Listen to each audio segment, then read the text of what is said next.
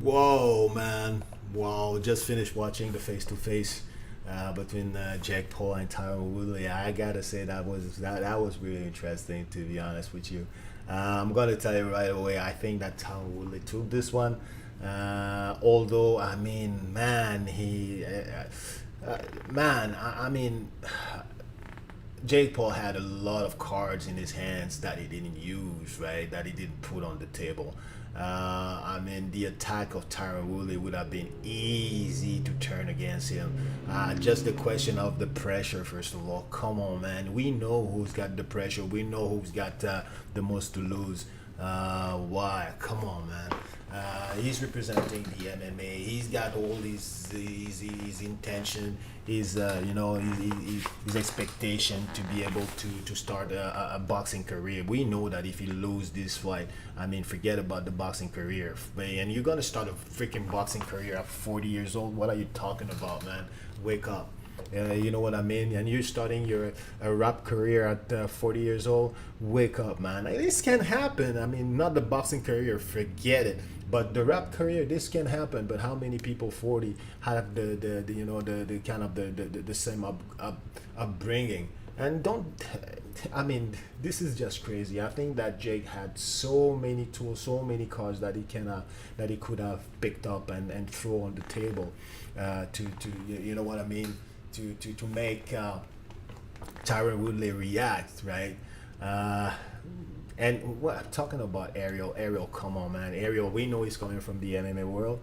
We know that yes, maybe he has some trouble with the UFC, which doesn't mean that now, like he sees the UFC or the MMA at the same level at the as the boxing gigs. So I don't know why he's there, and because we could see that he was kind of buddy with the Tyron Woodley that was asking, was telling that, yeah, you remember this, yeah, you know that I did this, and so on and so forth, right? So the dynamic was there between him and Ariel Arwani, and that was kind of not fair. But that was really interesting, though. We got to admit that Tyler Willis got a mouthpiece on him, man. This guy can talking shit, talking things that sometimes really don't make any sense, but just talk. He can talk. He can throw some words, right?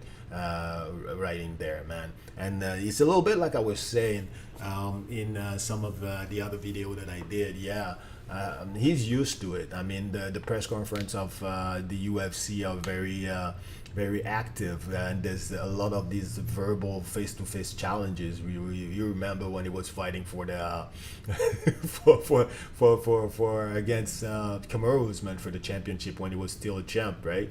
I mean, he was holding the same type of talk, and then I think that these are things that you have to study and that you have to bring back. I mean, he was saying the same thing. There's levels to this game. You're gonna see blah blah blah. But Kamaru Usman was cool. Hey, yeah, Playboy. Yeah, Playboy. Yeah, you're gonna see. Yeah, Playboy. So yeah, you got to learn and you got to study. I mean, the guys like Conor McGregor, they study their opponent. They see previous face to face that they did. They find things about them that can make them tick, right? That can make them react. And I think that Jake Paul is still young in this game, especially in this face to face game. So he's gonna learn, and it was not bad. Sometimes I thought that he was gonna come up like when he was doing like the type of thing like, woo, with your muscles there, oh, or when he was saying, oh, you're a gangster, man, you're so tough, right? I want to get me a gangster. Oh, you're a real gangster, so why don't you do didn't you do shit yesterday and stuff like that. So yeah, that was he tried, but after that he stopped in his track. So he's going to learn, and I think that he's going to do better at times come, right? But for this one, I think that Tyron Woodley got it, especially the time they were talking about who's got the more pressure on him, who's got the most to lose. Again, like I said, I did another video on this, and it's clear cut that Tyron Woodley got the most to lose, right? I mean, he's a freaking UFC champion, five-time UFC champion. He's been knocking out the likes of Robbie Lawler, cross check, what have you, Wonder Boy, right? What again? He's been fighting ever since he was a kid. As he said, he's about 38 right now, right? And on top of that, he's talking about PEDs. Look at his body. Look at his muscle mass, right? And he's saying that the other guy is taking PED. Come on, come on, come on, wake up, man. Be serious. So I don't know. I don't know. Is it on purpose that Jake didn't really pick that up and reply on that and counterattack on that? I don't know. But there was so many holes in in Woodley's game. That's unbelievable. I mean, himself, he cannot believe that Jake didn't reply to that. That's amazing. But yeah, so he got through. He got through. I give him this one on the face to face props, and I just hope that he didn't get into Jake's head. I just hope so. The only thing that I want to say as well, his glasses. Come on, seriously. I mean, he's been doing almost the entire. He took them out. He took them off once.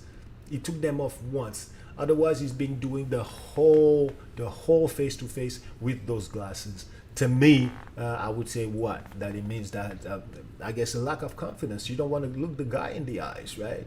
You don't want to look in the eyes, right? Because maybe you're hiding something. You don't want him to see something, and he's showing you his eyes. The only thing that I was checking as well on Jake's Paul's side is that was he sweaty? Was he sweating? At one time, at the beginning, I was seeing that he was breathing heavy at one point.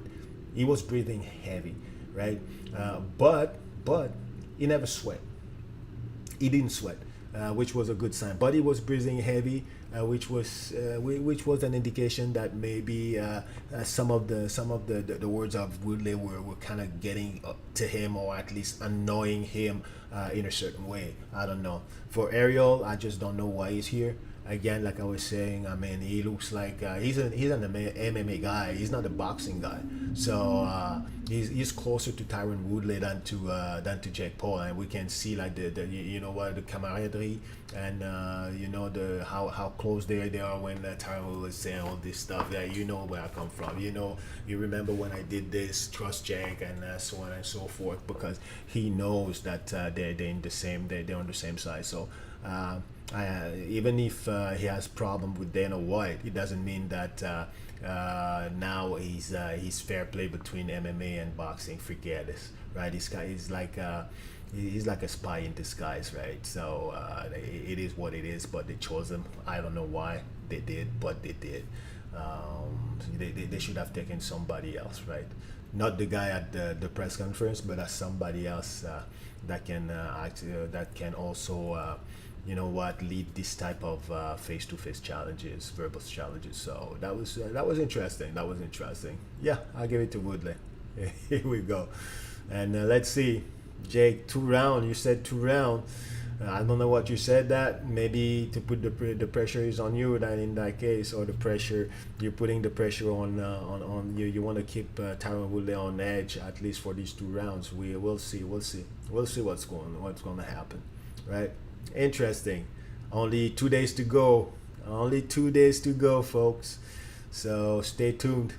Okay, I'm out.